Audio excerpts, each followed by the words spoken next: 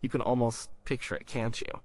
The scene is backstage. The air is thick, with a strange mix of stale cigarette smoke, hairspray, and pure, uncut electricity. Outside, you can hear it. It's not just noise, it's a living thing. A roar of thousands and thousands of people, all chanting one name. It's a sound that could swallow a man whole. In a small, cluttered dressing room, away from the chaos, sits the man at the center of it all. He's in a jumpsuit, a costume that looks like it was made for a god, not a man. The collar is so high it nearly touches his ears. The jewels and studs catch the light from the single bare bulb hanging overhead. He looks bigger than life, even when he's just sitting on a folding chair, but if you look closely, you see the tension. It's in his hands, he's wringing them, or maybe just holding them so tight his knuckles are white. His leg is bouncing, a machine gun rhythm against the worn linoleum floor. He is, by all accounts, terrified. Every single time. The knock on the door will come any minute. The voice will say, "It's time!" And he'll have to walk out there into that wave of sound and be the person they all came to see. He'll have to be the king. But right now, in these last few precious moments of quiet, he's just a man. A nervous man. A man from Tupelo, Mississippi, who still can't quite believe this is his life. And so, according to the story, he does something just for himself. It's not for the band, not for his entourage, not for the crowd. It's a ritual. A way to center himself. He closes his eyes, takes a breath, and in a quiet, fragile voice, he sings a few lines of a song. It's a simple song, a promise, a song about love and devotion, about putting someone else first, always. A song that says no matter what happens, no matter how big he gets, he will never block their path or their happiness. He sings it to himself, a quiet prayer before the storm, a reminder of who he is, or maybe who he wants to be, underneath all the glitter and fame. This story is powerful. It's one of those bits of folklore that feels true, whether it is or not.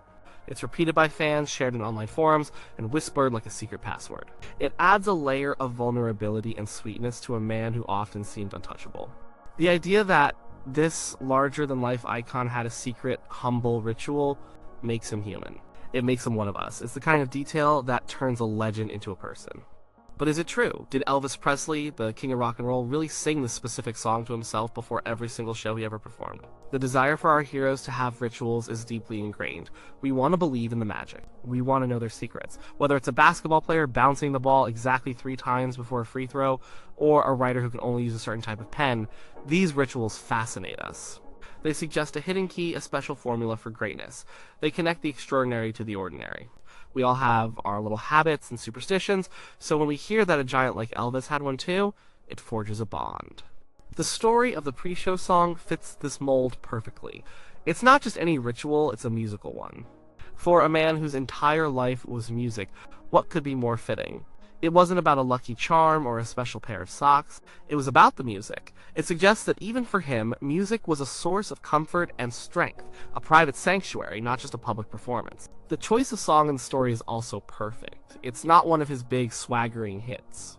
It's not Hound Dog or Jailhouse Rock. It's a tender, selfless ballad, a song of pure devotion. This choice paints a picture of a man who, despite the screaming crowds and the blinding flashbulbs, possessed a gentle, loving heart. A man who, before becoming a king for the public, took a moment to be a servant in his own soul. This narrative is incredibly appealing. It explains how he could face that terrifying wall of sound night after night. He wasn't just psyching himself up, he was grounding himself in an emotion that was pure and simple. It was his anchor in the hurricane of fame. And for fans, it's a beautiful thought. It adds a layer of poignant, hidden meaning to every performance. When you watch old concert footage and see him step onto the stage, that confident smile on his face, you can imagine that just moments before, he was singing that quiet promise to himself. It changes how you see him. The problem with beautiful stories, however, is that they aren't always built on hard facts. They often grow out of a seed of truth or a collective wish and blossom into something much grander.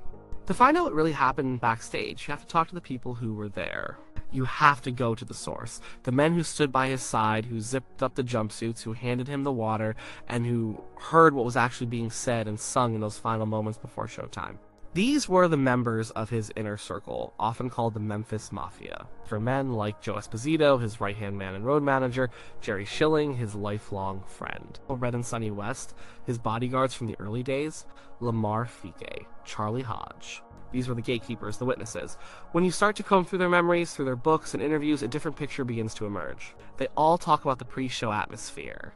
And they all agree on one thing: Elvis was a bundle of nerves. He was never complacent, he never took the audience for granted. The bigger the show, the more nervous he was. He would pace the room like a caged tiger. He needed that nervous energy to fuel his performance. He'd drink water or soft drinks, but he rarely ate before a show. He needed to feel light and ready. And they talk about the moments leading up to his entrance. The room would get quiet. The entourage would give him his space. He would focus, gathering his energy. He would often say a prayer. Elvis was a deeply spiritual man, and his faith was a constant in his life. So, a quiet moment of prayer, that is absolutely consistent with everything we know about him. It was a personal communion, a moment to ask for strength. But what about the singing? Was there music in the dressing room? Absolutely. There was almost always music. But it wasn't a solo performance of a forgotten ballad. It was something else entirely. It was a group activity. It was loud, it was joyful, and it was sacred. Before the vast majority of his shows, especially in the 1970s when he was a touring machine and the king of the Las Vegas showroom, Elvis would gather with his backup singers. This wasn't a rehearsal, it was a release. He would get together with the Stamps Quartet, led by the legendary bass singer J.D. Sumner, or the Imperials before them, or his female group, the Sweet Inspirations, and they would sing. They wouldn't sing his hits. They wouldn't sing the songs on the set list for that night. They would sing gospel music. This was the real ritual. This was the true source of his pre-show strength. In that small room, surrounded by his friends and fellow musicians, Elvis would become just another member of the quartet. He wasn't the star, he was just a guy who loved to sing harmony.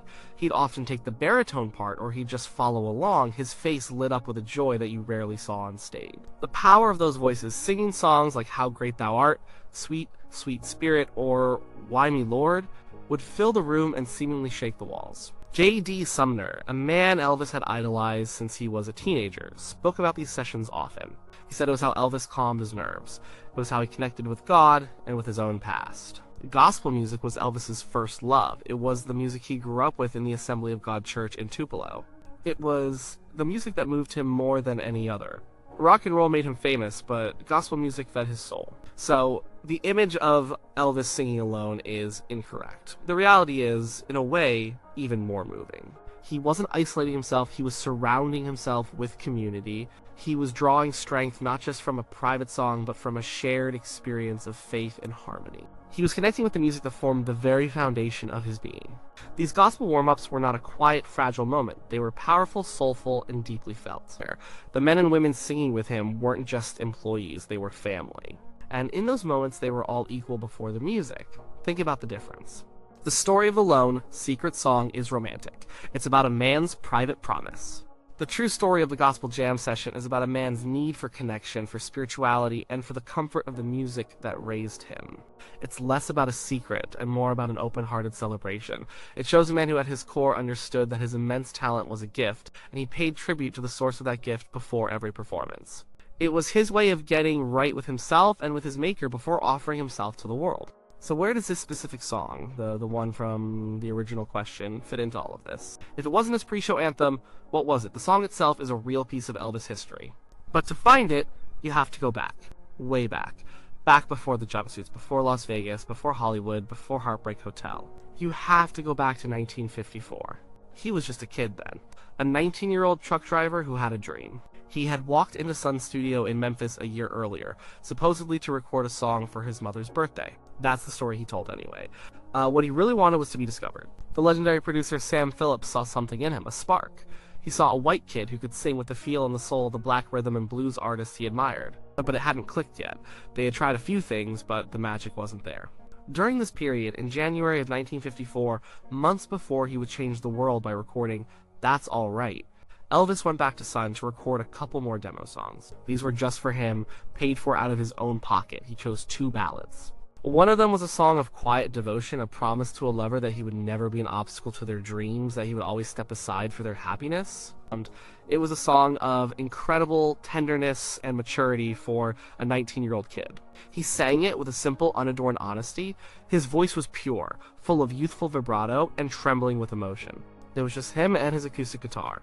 There was no band, no backing singers, no echo chamber. It was the sound of a young man pouring his heart out onto a fragile acetate disc. This recording is a stunning piece of history. It's a window into the soul of the man before he became the myth.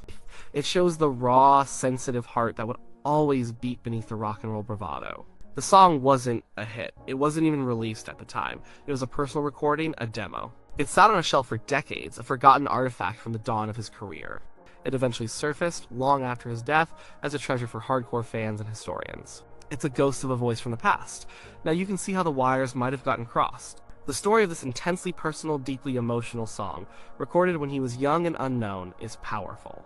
The story of him needing a personal, emotional ritual before his massive concerts is also powerful. Over time, it's easy to see how these two powerful ideas might have merged in the public consciousness. Someone might have heard the old demo, been struck by its vulnerability, and thought, this sounds like the kind of song he would sing to himself. That thought, shared and repeated, could easily morph into the legend that he did exactly that. The myth took the emotional truth of the song, its selflessness and vulnerability, and applied it to a moment where he was at his most vulnerable the minutes before walking on stage. It's a case of emotional truth overriding factual accuracy. The story feels right, so people believe it. It captures a genuine part of his character, his underlying gentleness, even if the specific details of the ritual are incorrect. So, the final answer is no. He did not sing that specific song to himself before every show. The idea is a piece of romantic folklore, a myth that says more about our desire to connect with him on a human level than it does about his actual backstage routine. His real ritual was, in many ways, more profound. It was a shared, spiritual, and joyous explosion of gospel music that connected him to his roots, his faith, and his friends. It was his anchor, his true north. The legend is a beautiful, solitary whisper. The reality was a thunderous, joyful noise. The legend speaks of a man making a private promise. The reality speaks of a man joining a chorus of praise. Both images tell us something important about him. The legend tells us about the gentle soul people saw in him. The reality tells us about the source of his strength. It's a fascinating example of how a person becomes a legend. The real life gets sanded down, and the most poignant, symbolic stories rise to the surface, polished by years of retelling. The man from Tupelo who paced nervously in his dressing room would probably be amused, and maybe even touched by the story. He would likely understand why people wanted to believe it. It's a story about love, and in the end, that's what he always tried to give his audience. The truth is often more complex, and in this case, more interesting than the myth. The image of Elvis, the king of rock and roll, losing himself in the harmony of a gospel song, his eyes closed in ecstasy, just another voice in the choir, is a far more powerful testament to the man he was. It shows that before he could be a king to the world, he needed to be a humble servant to the music that saved his soul. The song from that beautiful but untrue story is called "I'll Never Stand in Your Way."